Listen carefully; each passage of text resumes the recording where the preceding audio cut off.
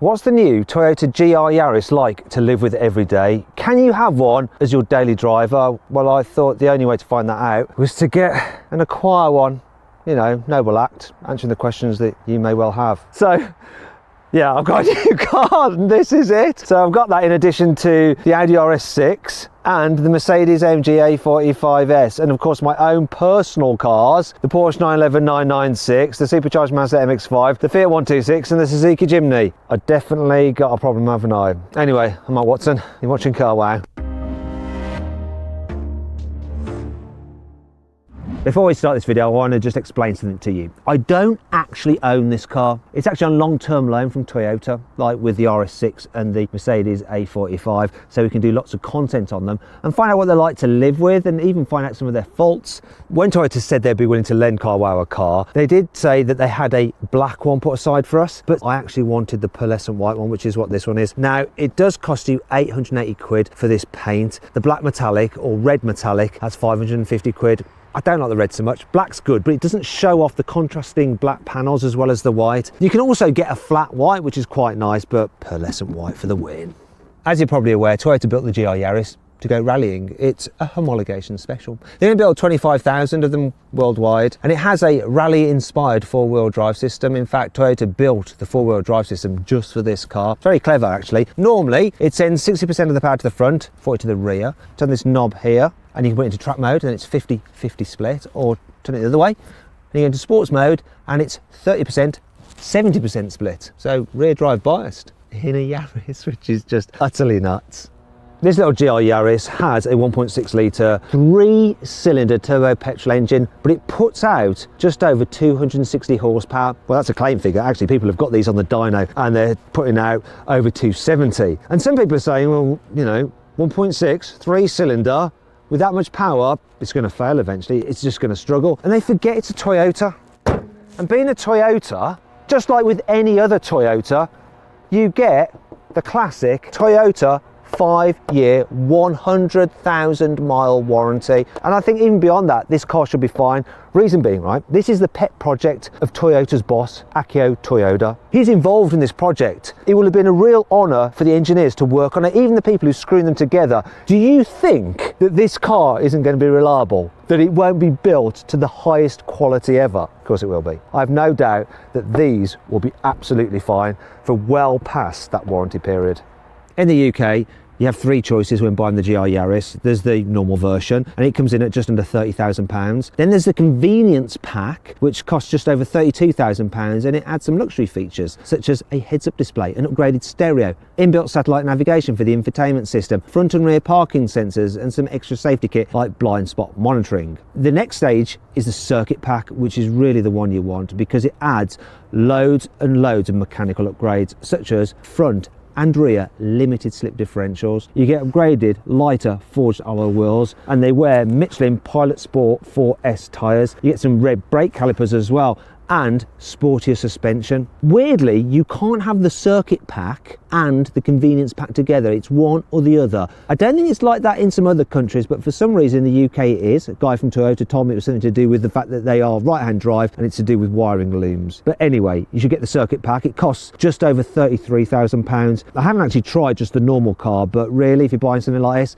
you're going to want the diffs, aren't you? Now, some people are saying that this car's too expensive. With the circuit pack, £33,000 for a Yaris. Though it's not a Yaris, is it, when you think about it? You see, what happens is they take this car off the Yaris production line, then they move it to the Motomachi factory, which is where they built the LFA, and then it's basically hand-built by expert technicians. They do stuff like re-welding it and add extra bracing and loads of different stuff to it. It takes 10 times as long to put this car together than it does a normal Toyota hatchback. And then don't forget it's got its own bespoke engine, all-wheel drive system. If you actually look at the cost going into this, Toyota must be selling it at a loss. They probably do some clever accounting where the development cost of this was actually put through the Gazoo Racing Rally team. I reckon if they wanted to make a profit, the normal way of accounting for a car's cost, this thing would be 40 grand, maybe even 50 grand. And I love cars that are built as a halo project by manufacturers, and then you, the consumer, can get it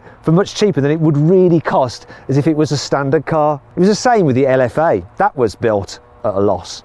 One of the things I really like about this car is that you've got 2 stages of stability control. So if you have the car in sport or track mode and you press the stability control button once, you go into expert settings. So it'll let you have some slip and play around, but then the safety systems will help gather you up if you get things badly wrong. That's good for people like me. However, if you press and hold the button down, you can turn off all the systems completely, which if you've got a skid pan like this and it's wet, it's great fun. Now I've put the car in sport settings, so I'm setting 70% of the power to the rear wheels, and you can be driving along and just go, oh, in fact, let's go into second. Rally style. I mean, it's just utter nuts. I'm doing this in a Yaris. And a bit more handbrake. It's so good. This is nuts. Oh yes. Oh. A bit close to the barrier there. Oh, and you can feel the diff like really hook up. So good.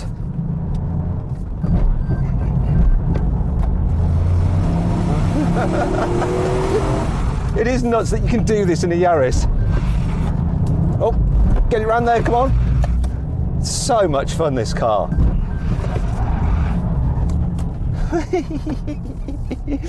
Now I know somebody, a chap called Imran at Evolve, who's going to try and hack the 4-wheel drive system, because apparently when he was in Japan speaking to some of the engineers working on this car, they said it is technically possible to make the all-wheel drive system fully rear drive. It's going to be interesting to see if he can do that. He's got a Yaris GR, so I'll be working on it to find out how to do that exactly.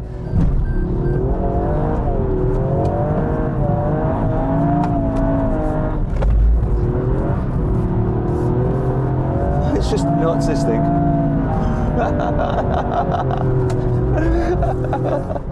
One of the real cool features on this car is that it has a carbon fibre roof, which is insane on a car of this size. However, what you see here is actually a wrap.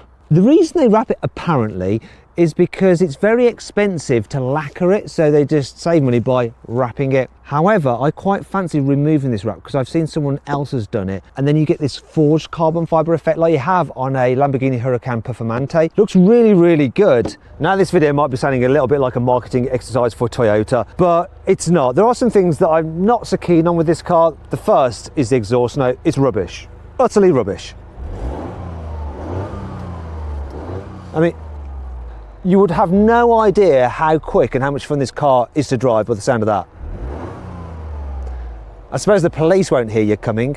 Now, to enhance the actual driving experience, Toyota does play fake noise through the car speakers. Apparently it's not that fake, so they take the best sound waves from the engine and then amplify them, and that's what you hear through the speakers, but it's still artificial, though I guess it is a bit like electric guitar artificial rather than just fully synthesized. Could do with being a bit more acoustic though, I think. So what's an aftermarket exhaust?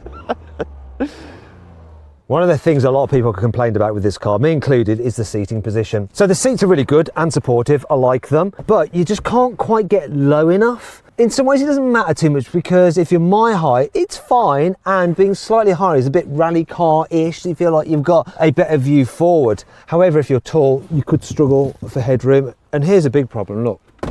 Really, anyone who's average or even slightly tall is really gonna find it annoying if you've got a helmet on. They have cut away part of the roof, but look, can you see? Check this out. I mean, do you know what I mean? Look at that. There is really no room to play with at all.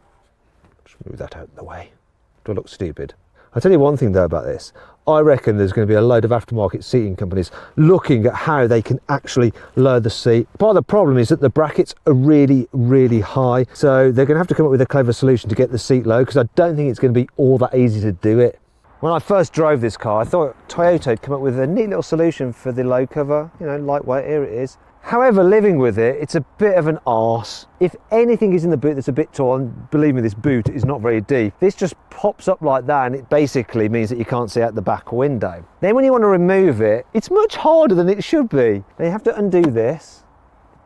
But the problem is the way that this cord attaches to these little plastic hooks, because there's not enough play in the loop on the cord which holds them in. So really is much harder than it ever should be to remove this. Now I don't mind too much. Toyota's engineers have spent their time sorting out what this car's like to drive rather than fanning around with stuff like this, but it's a real arse to remove and then refit. Let's just move out of this segment because this is really, really dull, isn't it? Oh, I've had enough of that. Do you know what? I should be consistent, shouldn't I? I should be bloody consistent.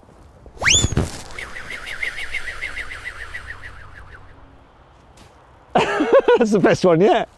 For something that's based on a rally car, the pedal positioning is a little bit annoying. So there's quite a gap between the brake pedal and the throttle pedal, and the throttle pedal is recessed slightly. So look, it's a bit too wide for easy heel and towing. Normally, if I'm heel and towing, I wouldn't want big, silly boots like this, look. But they actually work better in this car due to that gap. You can heel and tow in it, it's just not as easy as it should be. The Gr Yaris's steeply raked windscreen, combined with a big pod where all the sensors are for the driver assistance systems, and a big ass rear view mirror, which is way bigger than it needs to be. It only actually needs to be big enough that you can see the entirety of the back window, and that back window is really small. Anyway, all that combined together means that there's absolutely terrible visibility through the central part of the windscreen. Now, as a result, I've seen some people driving along by turning the rear view mirror sideways so they get a much better view out.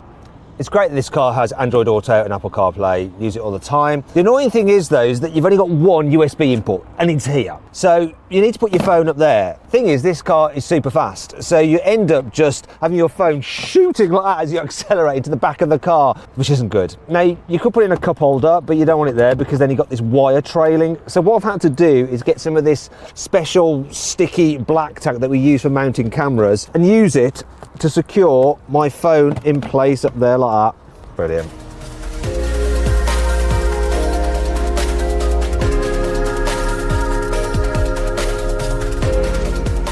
To be fair, all those negatives I just listed don't matter all that much when you consider just how much fun this thing is to drive and how awesome it looks. Now, over the coming months, I'm going to do lots of different videos on this car.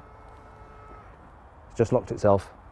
Yeah, thankfully. I've got the key in my pocket. In fact, I think I just leant against the handle and it's got keyless entry, so you can lock and unlock it by just touching the handle with your keys in your pocket.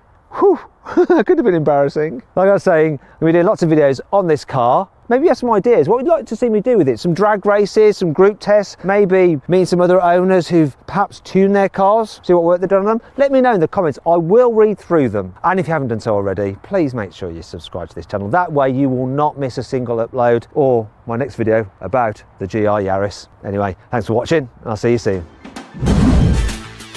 If you'd like to see me drag race a Toyota Gr Yaris against a Honda Civic Type R, you can click on that window there, or on that window down there to see me race one against a Mini GP. If you click on that box there, you can go to CarWow to see how much money you can save on a new car.